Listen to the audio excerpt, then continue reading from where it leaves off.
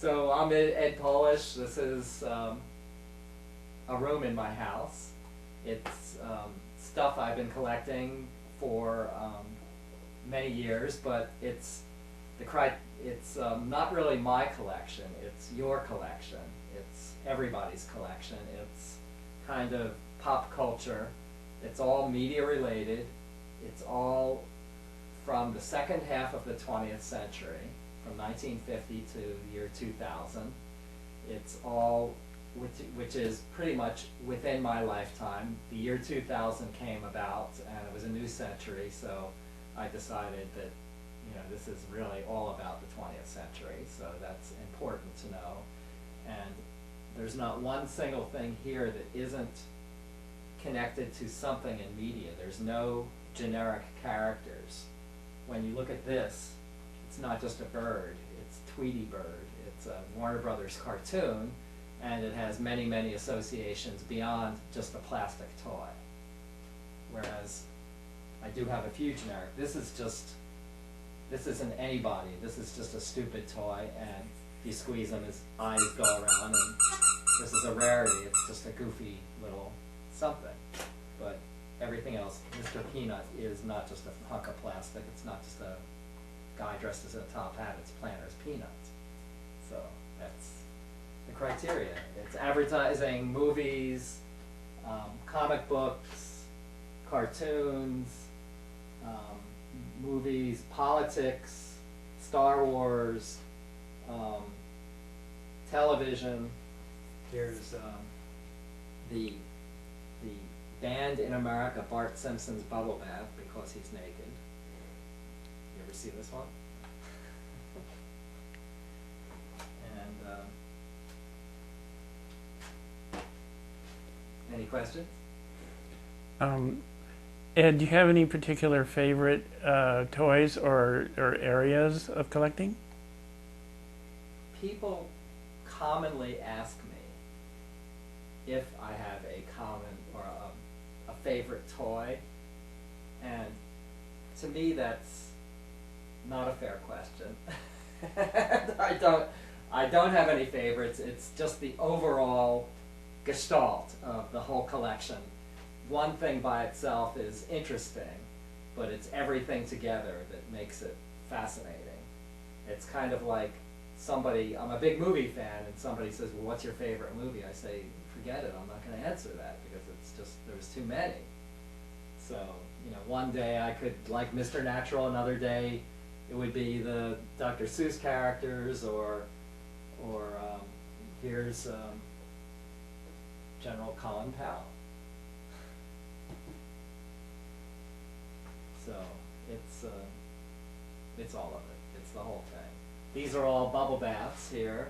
Every single one of them holds or half-hold bubble baths, and they're all, you know, I would say there are some ones I like more than others, such as the Monsters, the Beatles.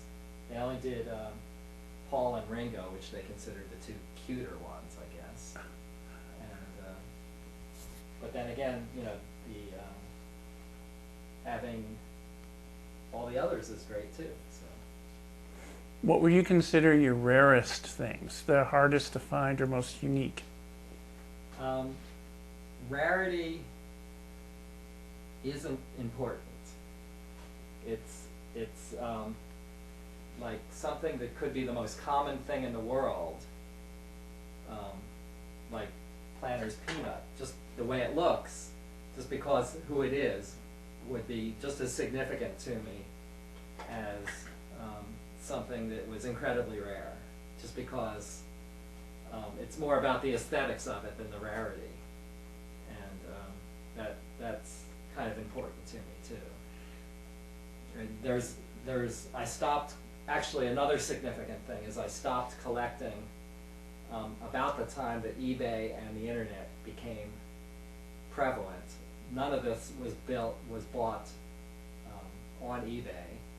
None of it was bought online. It was all bought from stores, or more likely garage sales, flea markets, whatever. And it was built, you know, the fun was in the search. If it was used and played with, that was better for me than if it was something I bought in a store.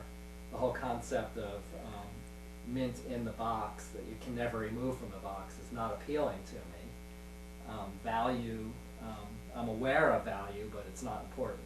I'm not a dealer, and it's purely, you know,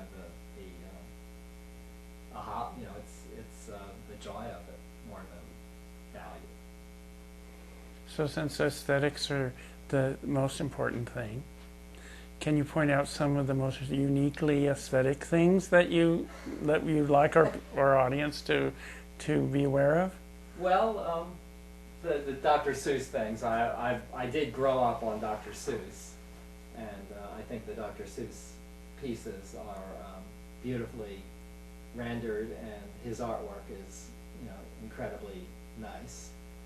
The Nightmare Before Christmas toys are beautifully done, and but then there's all kind, you know, all the bubble bath containers are beautiful.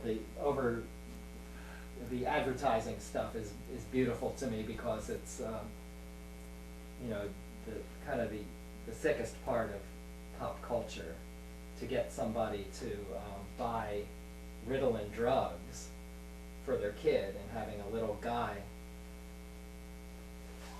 This is Mr. Ritalin.